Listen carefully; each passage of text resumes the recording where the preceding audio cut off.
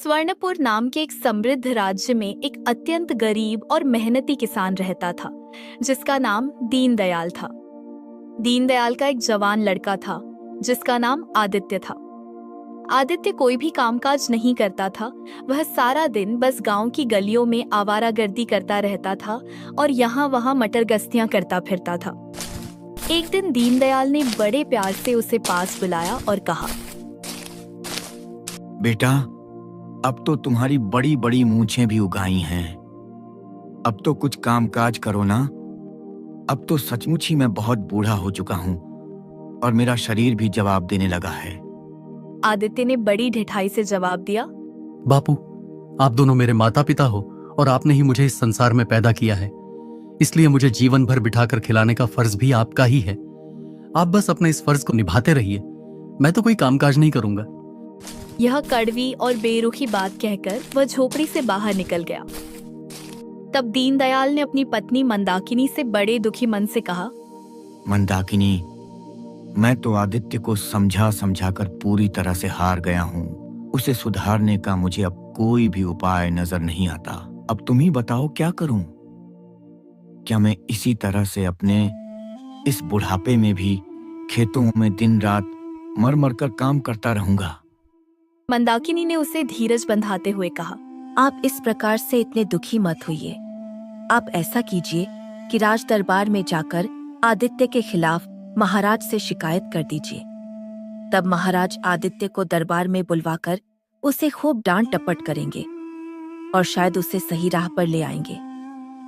शायद तुम ठीक कहती हो मंदाकिनी, मुझे ऐसा ही करना चाहिए। उसी दिन दीनदयाल स्वर्णपुर के राजा विक्रमजीत के दरबार में जा पहुंचा।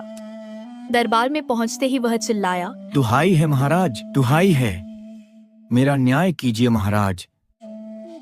कहो किसान, तुम्हें क्या कष्ट है? तुम इतने परेशान क्यों हो? महाराज, मेरा एक ही इकलौता पुत्र है जिसका नाम आदित्य है। इस बड़ी आस के साथ कि बड़ा होकर वह मेरे बुढ़ापे में मेरा सहारा बनेगा, मैंने उसे बड़े ही लाड चाव और प्यार से पाला था। लेकिन अब जबकि मैं बूढ़ा हो गया हूँ तो मेरा बेटा आदित्य मेरा कोई काम नहीं करता। वह दिन भर अपने आवारा दोस्तों के साथ इधर उधर मटर गश्तियाँ करता फिरता रहता है। मेरे बार बार समझाने पर वह कहता है कि वह जीवन भर कोई काम धंधा नहीं करेगा और मुझे ही जीवन भर उसे कमा कर खिलाना पड़ेगा। ओह, तो तुम्हारा बेटा बड़ा ही स्वार्थी और कामचोर है। लेकिन कोई बात नहीं, मैं उसे सबक जरूर सिखाऊंगा। सैनिकों, इसी समय जाओ और आदित्य को बंदी बनाकर हमारे सामने पेश करो। सैनिकों ने महाराज की आज्ञा का पालन करने में बिल्कुल भी देर नहीं लगाई और शीघ्र ही आदित्य को लेने के लिए चले गए। जब आदित्य दरबार में लाया गया तो महाराज ने पूछा, आदित्य, क्या ये तुम्हारे पिता हैं? आदित्य ने बिना डरे कहा, हाँ महाराज, यही मेरे पिता हैं। बताइए क्या बात हो गई? मुझे यहाँ क्यों बुलाया गया है? महाराज कड़क कर बोले, क्यों रे आदित्य, तुम इतने जवान और हट्टे कट्टे नौजवान हो, फिर भी कोई काम धाम क्यों नहीं करते? अपने इन बूढ़े माँ बाप को कमाकर क्यों नहीं खिलाते पिलाते? आदित्य ने बेशर्मी से कहा, महाराज, मैं कामकाज करूं भी तो क्या करूं? मैंने आज तक कोई कामकाज सीखा ही नहीं है और अब कामकाज सीखने की मेरी उम्र भी नहीं रही। आदित्य की यह बात सुनकर महाराज को बहुत क्रोध आया। वे बोले, आदित्य, ऐसा कहते हुए तुम्हें जरा भी शर्म नहीं आती? तुम जो कुछ मर्जी करो, चाहे चोरी करो या डाका डालो, यह तुम्हारी अपनी मर्जी है, परंतु तुम्हें अपने बूढ़े माँ बाप को खिलाना पिलाना ही पड़ेगा। खबरदार, अब फिर से अगर मुझे तुम्हारे खिलाफ कोई भी शिकायत सुनने को मिली तो मैं तुम्हें बिल्कुल भी नहीं बख्शूंगा। आदित्य ने हैरान होते हुए पूछा, महाराज, आप मुझे चोरी करने की सलाह दे रहे हैं? राजा हंसे और बोले, अरे मूर्ख, तेरे बस का तो वह काम भी नहीं है। चोरी करने में भी बहुत दिमाग का प्रयोग करना पड़ता है और बड़ी मेहनत लगानी पड़ती है। तुम जैसे निठल्ले और कामचोरों के बस का तो यह काम भी नहीं है। ऐसे पुत्र का पिता होने से तो अच्छा है कि आदमी बिना पुत्र के ही रहे। आदित्य, तुम इस मानव जीवन पर एक कलंक हो। महाराज की यह अपमानजनक बात सुनकर आदित्य को मन ही मन बहुत ज्यादा गुस्सा आया और वह सोचने लगा, ओह, भरे दरबार में मेरा इतना अपमान! यह राजा अपने आप को समझता क्या है? क्या मैं इसके डराने धमकाने से काम धंधा करने लगूंगा? नहीं, हरगिज नहीं। इसके बाद जब दोनों पिता और पुत्र राज दरबार से बाहर आ गए, तब पिता दीनदयाल ने कहा। चलो आदित्य, अब घर चलो। आदित्य ने चिल्लाकर कहा। नहीं बापू, अब मैं घर नहीं जाऊंगा। आज से आप मेरे लिए मर गए और मैं आप। दीनदयाल घबराकर बोला। आदित्य, यह तुम क्या कह रहे हो बेटा? ठीक कहता हूँ पिताजी। भरे दरबार में आज आपने मुझे बुरी तरह अपमानित करवाया है। अब तो आपके कलेजे को ठंडक पड़ गई होगी। अब मैं कोई काम धंधा करूं या ना करूं, परंतु मैं अब आपके पास कभी लौट कर नहीं आऊंगा। यह बात पक्की है। यह कहते हुए आदित्य वहां से तेजी से चला गया। आदित्य के जाने के बाद दीनदयाल मन ही मन सोचने लगा। जाने भी दो इसको। जब कहीं कोई ठिकाना नहीं मिलेगा तो थक हार कर खुद ही घर वापस लौट आएगा। इधर आदित्य नगर से बाहर निकलकर एक घने जंगल की ओर बढ़ने लगा। चलते चलते शाम हो चुकी थी और चारों तरफ अंधेरा छाने लगा था। उसने सोचा, रात मुझे इसी जंगल में बितानी पड़ेगी, लेकिन अगर मैं यहाँ नीचे जमीन पर रहा तो मुझे कोई जंगली जानवर खा जाएगा। मैं ऐसा करता हूँ कि किसी ऊंचे पेड़ के ऊपर जाकर बैठ जाता हूँ। ऐसा कहकर आदित्य एक पेड़ के ऊपर चढ़कर छिपकर बैठ गया। जब आधी रात बीत चुकी थी और आदित्य पेड़ की डाल पर बैठा हुआ सुस्ता रहा था, तभी उसे नीचे किसी आदमी के बोलने की आवाज सुनाई दी। आदित्य ने पेड़ से नीचे झांका तो उसे एक आदमी दिखाई दिया और उसके सामने हीरे, सोने की अशर्फियां और मोतियों से भरी हुई एक बड़ी थैली खुली पड़ी थी। वह आदमी अपनी इस दौलत को देखते हुए खुशी से कह रहा था। अरे वाह भगवान, आज तो आपने मुझ पर बड़ी ही कृपा की और आज की चोरी में मुझे इतना सारा माल हाथ लग गया। पेड़ पर बैठा हुआ आदित्य यह तुरंत समझ गया कि अवश्य ही यह कोई शातिर चोर है जो अपना चोरी का माल लेकर यहाँ छिपने आ गया है। उसने सोचा, काश इतनी दौलत मेरे पास भी होती तो आज मुझे ऐसे बुरे दिन नहीं देखने पड़ते। आदित्य इन्हीं सोच विचारों में पूरी तरह डूब गया था कि उसका संतुलन अचानक खराब हो गया और वह फिसलकर पेड़ से सीधे नीचे उस चोर के पास जा गिरा। चोर चौंक गया और बोला, अरे कौन हो तुम और इतनी रात को इस पेड़ पर क्यों छिपे बैठे थे? आदित्य ने डरते हुए कहा, मेरा नाम आदित्य है और मैं अपने घर से रूठ कर निकला हूँ। आखिर ऐसी क्या बात हो गई जो तुम इतनी रात को इस भयानक जंगल में पेड़ के ऊपर आ बैठे हो? तब आदित्य ने उस चोर को अपने विषय में विस्तार पूर्वक पूरी कहानी बताई। सारी बात जानकर वह चोर मन ही मन में सोचने लगा, यह लड़का काफी हट्टा कट्टा और जवान है, क्यों ना इसे भी अपने चोरी के धंधे में शामिल कर लूं? आदित्य, मेरा नाम शमशेर चोर है। क्या तुम मुझसे चोरी का काम सीखना चाहते हो? क्या मैं यह कर पाऊंगा? हाँ आदित्य, चोरी का काम करके तुम बहुत जल्दी ही ढेर सारी दौलत के मालिक बन सकते हो और फिर चोर बनकर ही तुम राजा विक्रमजीत से अपने उस अपमान का बदला भी ले सकते हो। आदित्य को उसकी बात जम गई। उसने कहा, बात तो आप ठीक कहते हैं, मुझे आपकी यह बात पूरी तरह मंजूर है। तो चलो मेरे साथ। मेरा घर नीलगिरी के जंगल में है, हम वहीं चलकर रहेंगे। फिर वे दोनों शमशेर के घर की ओर निकल पड़े।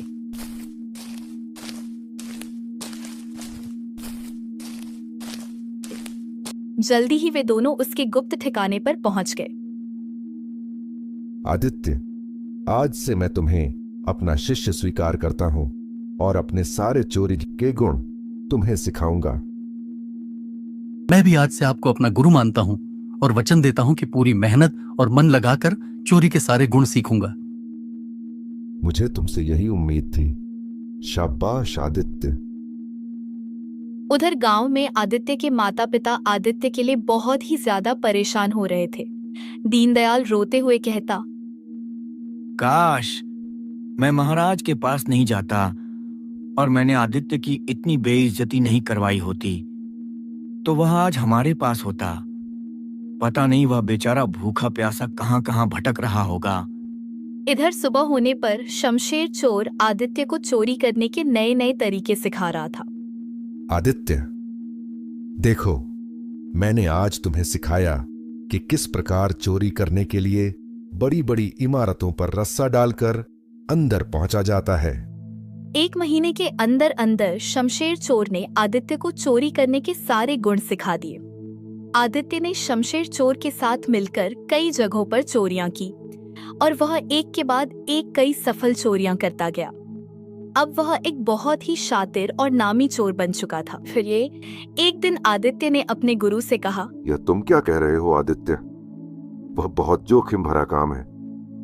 मैं ठीक कहता हूं गुरु। राजा विक्रमजीत ने भरे दरबार में मेरी हंसी उड़ाते हुए कहा था कि मैं कोई कामकाज नहीं कर सकता, यहां तक कि चोरी भी नहीं कर सकता। आज मैं उनको यह दिखाना चाहता हूं कि मैं कितना बड़ा और कितना शातिर चोर बन गया हूं। ठीक है, जैसी तुम्हारी इच्छा। फिर उसी रात को गुरु और चेला दोनों ने मिलकर राजा के खजाने पर हाथ साफ कर दिया।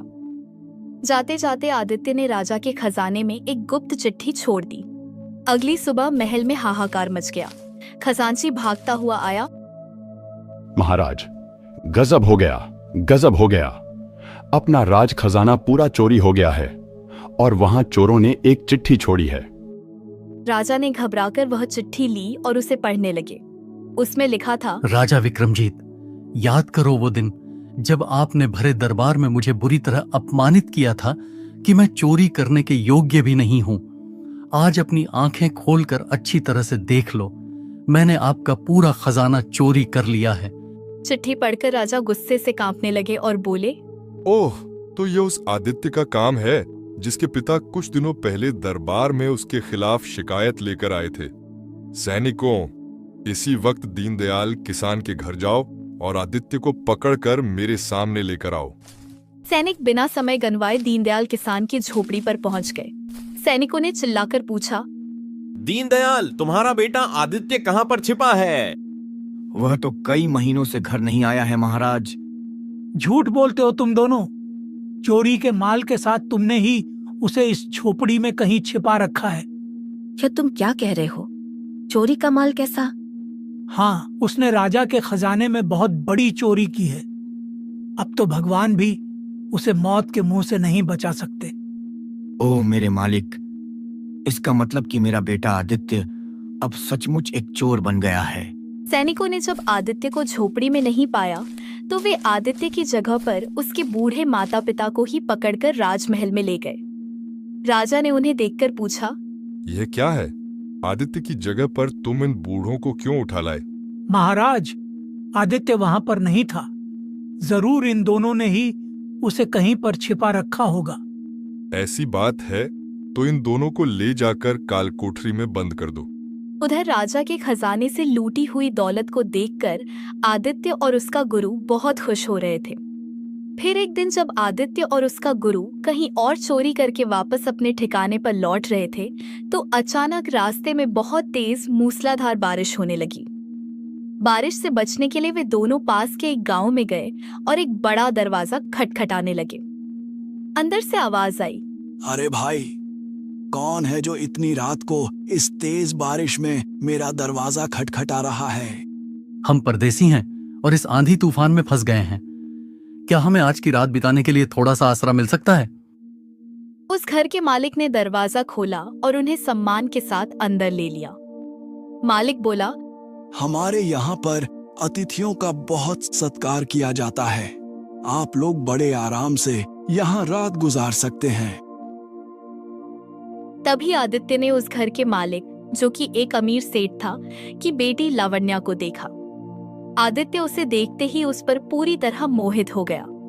जब आदित्य और उसका गुरु रात को सोने के लिए अपने कमरे में गए तो आदित्य ने धीरे से अपने गुरु से कहा, गुरु, यह लड़की मेरे दिल को बहुत भा गई है। क्या इसके साथ मेरा विवाह हो सकता है? गुरु शमशेर मुस्कुराया और बोला, क्यों नहीं हो सकता? मैं कल सुबह ही इस विषय में घर के मालिक से बात करूंगा। सुबह होते ही गुरु ने उस सेठ से कहा, मैं आपकी पुत्री के विषय में आपसे कुछ जरूरी बात करना चाहता हूँ। हाँ हाँ, बिल्कुल कीजिए श्रीमान जी। यह मेरा बेटा आदित्य है। मेरे पास लाखों की धन संपत्ति है और नीलगिरी के जंगल में मेरा अपना बहुत बड़ा घर है। आपकी पुत्री को देखकर मेरा बेटा उस पर मोहित हो गया है और वह उससे विवाह करना चाहता है। आपकी इस बारे में क्या राय है? सेठ ने थोड़ा सोचा और कहा, देखिए, कहीं ना कहीं तो मुझे अपनी पुत्री का विवाह करना ही है। पर आप यह बताइए कि आपका पुत्र आखिर करता क्या है? गुरु ने लापरवाही से कहा, कुछ नहीं। भला इसे कुछ करने की आवश्यकता भी क्या है? इसके बाप के पास लाखों की संपत्ति जो पड़ी है।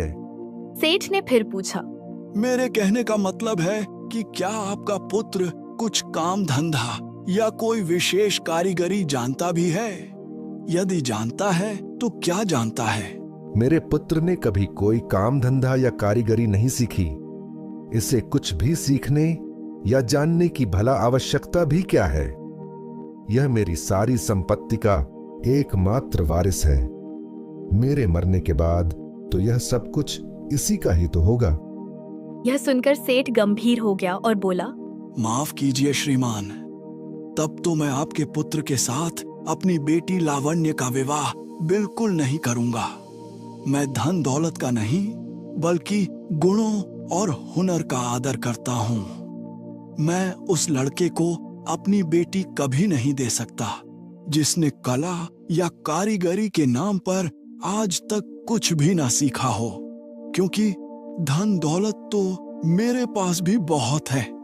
गुरु शमशेर और आदित्य हैरान रह गए। वे सेठ से विदा लेकर चुपचाप वहां से चल दिए।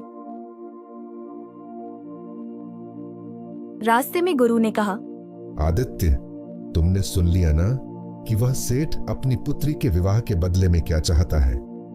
आदित्य जुनून में बोला, कुछ भी हो गुरु, मैं हर हालत में लावण्य से ही विवाह करूंगा। लेकिन कैसे? उस सेठ ने तो साफ साफ इनकार कर दिया है। गुरु, मैं किसी रात को उस सेठ के घर पर हमला करूंगा और लावण्य को बलपूर्वक अपने साथ उठा ले आऊंगा। गुरु शमशेर ने उसे डांटते हुए कहा, ऐसा अनर्थ कभी न करना आदित्य। यदि तुम जबरदस्ती उस लड़की को उठाकर ले जाओगे तो उसके साथ विवाह करने के बाद भी तुम जीवन में कभी खुश नहीं रह पाओगे। यदि तुम सचमुच लावण्य के साथ सुख से विवाह करना चाहते हो तो चोरी के अलावा तुम्हें अब कुछ और ईमानदारी का कामकाज भी सीखना ही चाहिए। तभी तुम्हारी विवाह की यह इच्छा पूरी हो सकेगी। आदित्य को बात समझ आ गई। उसने कहा, आप ठीक कहते हैं गुरु, मैं अब अवश्य ही कोई ना कोई नेक काम जरूर सीखूंगा। गुरु, आप ऐसा कीजिए कि आप अकेले ही घर जाइए, मैं इसी समय कोई ना कोई काम धंधा सीखने का जुगाड़ करता हूं। ठीक है, मैं नीलगिरी में तुम्हारी प्रतीक्षा करूंगा। ऐसा कहकर शमशेर वहां से चला गया। आदित्य एक दूसरे गांव में जा पहुंचा और वहां एक बड़े सुनार की दुकान पर गया। उसने कहा, सेठ जी, मुझे आपसे कुछ खरीदना नहीं है, मैं सुनार का धंधा सीखना चाहता हूँ। क्या आप यह काम मुझे सिखाएंगे? क्यों नहीं, बिल्कुल सिखा दूंगा। मैं आपके इस धंधे को कितने दिनों में पूरी तरह सीख सकता हूँ? दिन? अरे भले मानस, इस काम को सीखने में कम से कम 3-4 वर्ष लग सकते हैं। ओह, मैं इतने सारे दिन धंधा सीखने में खराब नहीं कर सकता। क्या आप मुझे 3-4 दिनों में ही यह काम सिखा सकते हैं? लगता है तू कोई महामूर्ख है। तू मेरा काम कभी नहीं सीख सकता। जा यहाँ से और मेरा समय खराब मत कर। सेठ ने उसे डांट फटकार कर वहां से भगा दिया। आदित्य बहुत ही कम दिनों में कोई ना कोई कामकाज सीख लेना चाहता था। वह काम सीखने के सिलसिले में जहाँ जहाँ भी गया, हर किसी ने उससे यही कहा कि किसी भी काम को सीखने के लिए बहुत लंबा समय चाहिए। आदित्य हर जगह से निराश होकर लौटने लगा। इसी उधेड़बुन में जब वह सड़क पर जा रहा था तो उसने देखा कि कुछ मजदूर अपने सिर पर अनाज की भारी भारी बोरियां ले जा रहे थे। उन्हें देखकर आदित्य सोचने लगा, मजदूरी एक ऐसी कला है जो बिना कुछ सीखे ही पल भर में आ सकती है। क्यों ना मैं और सारे काम धंधे छोड़कर मजदूरी करना ही सीख लूं। ऐसा सोचकर आदित्य भी उन मजदूरों के साथ काम में लग गया। उसने दिन भर कड़ी धूप में पसीना बहाया। शाम होने पर आदित्य को उसकी पहली ईमानदारी की मजदूरी मिल गई। उन पैसों को लेकर आदित्य सीधा सेठ के घर की ओर निकल गया। वहां पहुंचकर उसने सेठ से कहा, सेठ जी, मैंने आज ही आपके कहे अनुसार मजदूरी करने की कला सीख ली है।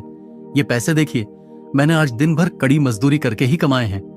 क्या अब आप अपनी पुत्री का विवाह मेरे साथ नहीं करेंगे? सेठ उसकी ईमानदारी देखकर बहुत खुश हुआ और बोला, बेटा, मुझे बहुत खुशी है कि तुमने मेरे कहने पर अमल किया। अब मैं अवश्य ही अपनी बेटी लावण्य का विवाह तुम्हारे साथ करूंगा। लेकिन मेरी एक शर्त है, मैंने गुरु बना रखा है जिनका कुछ नियम मर्यादा है। मैं चाहता हूं कि यह विवाह मेरे गुरु जी के सानिध्य में हो। आदित्य सेठ के कहने पर उसके गुरु कबीर साहिब जी के आश्रम में जाता है और सत्संग सुनता है। चोरी और बेईमानी कभी किसी को अमीर नहीं बना सकती। ऐसा करने पर व्यक्ति बुरे कर्म कमाता है और फिर उसे अपने पापों का भुगतान करना पड़ता है, और इसके अतिरिक्त पैसे भी उसके पास नहीं रहते। चोरी करने वाला व्यक्ति वास्तव में पैसे नहीं बल्कि पाप इकट्ठा करता है। चुराया हुआ धन भले ही अस्थायी लाभ दे, लेकिन इसके गंभीर कर्मिक परिणाम होते हैं। चोरी, ठगी, रिश्वतखोरी और दहेज प्रथा जैसी सामाजिक बुराइयों से समाज को मुक्त करने की सीख देते हैं। पूर्ण संत के अनुयायी इन सभी बुराइयों से दूर रहते हैं, जो उनकी शिक्षाओं का सीधा परिणाम है। वे इस बात पर बल देते हैं कि सच्चा धन भौतिक संपत्ति नहीं बल्कि आध्यात्मिक ज्ञान और भक्ति है। कबीर साहिब जी के आशीर्वाद से अगले ही दिन आदित्य और लावण्य का विवाह हो गया। कुछ दिन बीतने के बाद लावण्य का पिता उससे मिलने के लिए उसके घर गया। आदित्य बेटा, यदि तुम्हें मेहनत मजदूरी ही करनी है तो किसी दूसरे के यहाँ मजदूरी क्यों करते हो? अपने खुद के खेतों में ही मेहनत मजदूरी क्यों नहीं करते? आदित्य चौंक गया। आप ये क्या कह रहे हैं पिताजी? आदित्य बेटा, मुझसे अब तुम्हारी कोई भी बात छिपी नहीं है। मैं तुम्हारी सारी असलियत जानता हूँ। तुम स्वर्णपुर के एक गरीब किसान दीनदयाल के बेटे हो। आदित्य पूरी तरह हैरान होकर बोला। लेकिन पिताजी, आप मेरे बारे में यह सब कुछ कैसे जानते हैं? सेठ मुस्कुराकर बोला।